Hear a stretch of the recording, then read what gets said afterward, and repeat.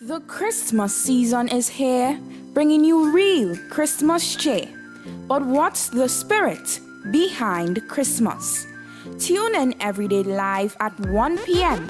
for the month of December with Man of God Carl Mead as he speaks on the spirit of Christmas. Previously on the spirit of Christmas.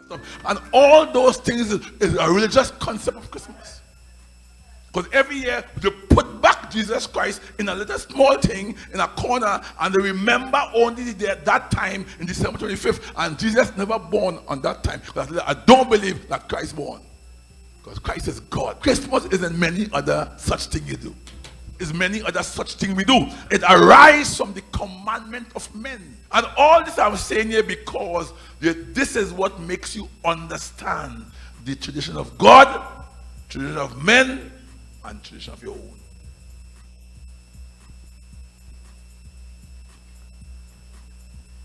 The Bible talks about a humble heart. All of these actions of the heart are primarily emotional in character. Come on, say emotional in character. That means you will manifest what you are. I can tell what you are by how you speak, how you think, what you say. I'm a person say, I'm a Baptist. I know one time you're not a Christian. One time you don't know God. Never go and tell nobody you're a Pentecostal. Never go and say either Anglican or Catholic. Never, anybody do that here, your heart is right. Because God don't deal with religion. That person say, the Catholic. I know one time you born. Because God say all Catholics are dead, you dead already. But say, what are you? I said, I'm a child of God. A child of God put me in the category that I belongs to God. When I say I'm a Catholic or a Baptist, Pentecostal, I belong to a religious sect. And God has no religion. Because when somebody say amen, I don't mind this amen. I say God has no religion. If he has a religion, who writes? You know, the Jehovah's Witnesses say them alone go to heaven. Adventists say they keep the Sabbath.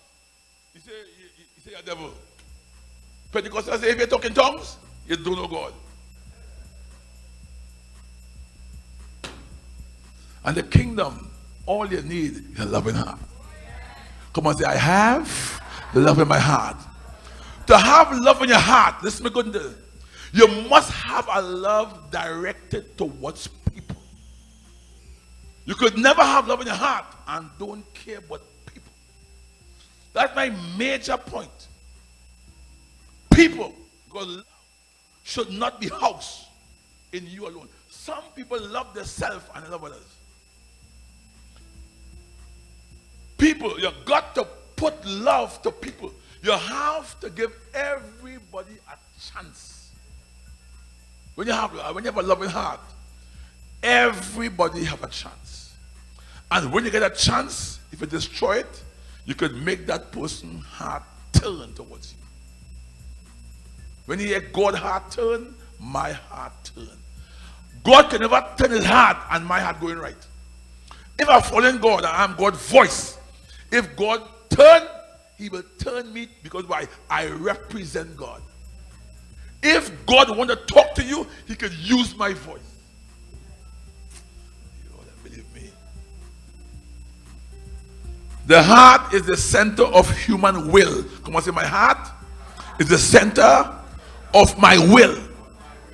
We read in scripture about the hardened heart that refuse to do what God commands. The heart that is yield to God is the best heart to have. The heart that does what God says. Don't care about your mother, your father, your husband, your wife, your children. Try to yield your heart to what God says. Your will, your choice, you must only do things to please God. Not your husband, not your wife, not your children, not your pastor, not the elders. You must do things to please God. Because when your heart is yielding to God, God shows up for you in a way that man can't show up. The heart that yield to God, the heart that intend to do, is a heart that intend to do something for God. Once you yield to God and you can't do something, you are a pretender.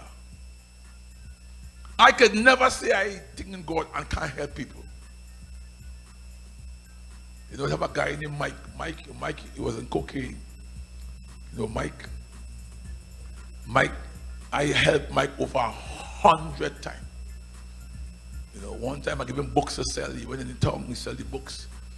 And I gave him a bag. The bag valued $350 US. A leather bag. And the bag I packed with books. He going in town to sell the books. The first day, he bring back money. Second day, bring back money. The third day, I ain't see him come back. The fourth day, he come back. The fifth day, he come back. No bag, no money. So I said, Mike, where my bag? Not the books. He said, well, I pawned the bag by the drug pusher. I said, Mike, let's go and get my bag. So he jump in my car. And I go down in Charlotte Street at the end down there. In a little alley. I walk in the alley about 50 feet. On the both sides of the alley is like zombie. Everybody smoking, naked, woman and man, everybody starved there, and they push a man at the back there in a place. And it's a dead end.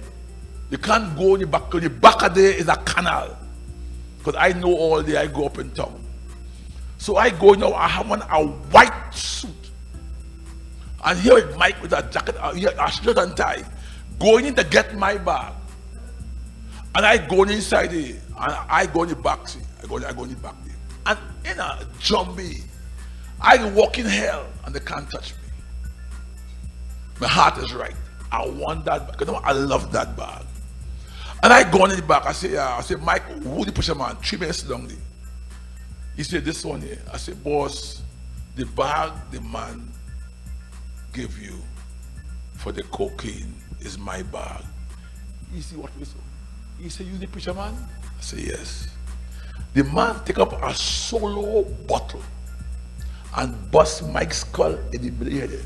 He say, you bring this man in my den and bust him. I see white and skull. And he say, preacher, look your bag. And Mike come out and blood all over. I take off my jacket, take off my shirt, wrap Mike's head, and came in the hospital. And he come and he get 26 stitches. I'm showing you when my heart right. Why did that pusher man? Why? And my pocket was full of money. But because my heart right, you could go in hell and come out. And the man, zombie. And people they're smoking in the corner there and smoking and waiting to hustle. And here I walk through that place with Mike. I want my bag. I get the bag, but Mike, and I came in the hospital and I said, Mike, go in the hospital. God said, watch me. From today, never take Mike again. And that man spent 15 years coming here and going over cocaine. And then God turned against Mike. My wife begged me. She begged me. She said, oh God, Carl, give him an next chance. I said, there's 100 chances. She said, oh God, Carl, help him now and help him now. Up to today, he has called my wife in the house. God say, cut off Mike. When God cut you off, I cut you off. I could never embrace you when God cut you off. You know why? My heart right. I mean, if God give you a chance, take it. If God say go by Carl Mead, it's a chance to give you. Amen, somebody. Come on, say my heart is full of love. So, and the heart that yield to God is a heart that wants to help people. Are you all date me here?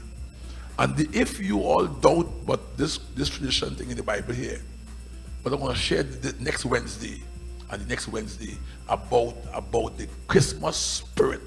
And you believe me, that is your business. But I have to tell you, your heart is what you use to understand. You catch that? You catch that? It says here, and also, When Adam and Eve choose to follow the serpent temptation to eat from the tree of knowledge of good and evil, their decision drastically affect the human heart. From the time that woman decide to go against God and pick of that fruit, whichever it is, it wasn't the fruit was important. It was the obedience from the heart. Because God tell the man not to pick it, and the man tell his wife not to pick it. That is why, women, you have to learn your husband, because sometimes you could get your husband in trouble if you don't obey him. And that is why the whole concept of knowledge and temptation and good and evil, it comes because the human heart, it was filled with evil. After Adam allowed his wife to do what she did, and he did not enforce the instruction, all people have to pay. The decision affects the human heart, and that is why it is difficult to understand. I thank God for my heart, and you must thank God for your heart that give you understanding, because the Holy Spirit comes to change our heart. And that's why Jesus came, to give you a new heart. Not this heart, give you a new type of intelligence, intellect, ability. Because right now you feel God satisfied with this Christmas thing. God got everything, God. People drinking liquor and infecting and thinking, and there's nothing spiritual about it. And we have to come back. The heart is deceitful about all things and be uncure. Without Christ, without God in your heart can never get cured. The only cure for your heart is the understanding of Jesus Christ.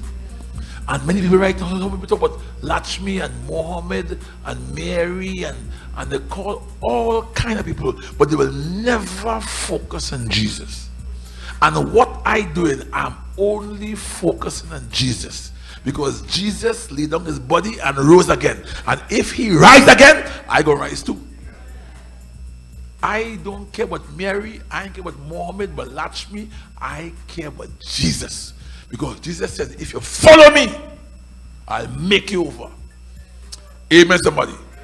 And you see, and Jesus confirmed Jeremiah's diagnosis when he said that what make a person unclean before God is not the failure to follow some ceremonial law, but the willingness to listen to the wicked.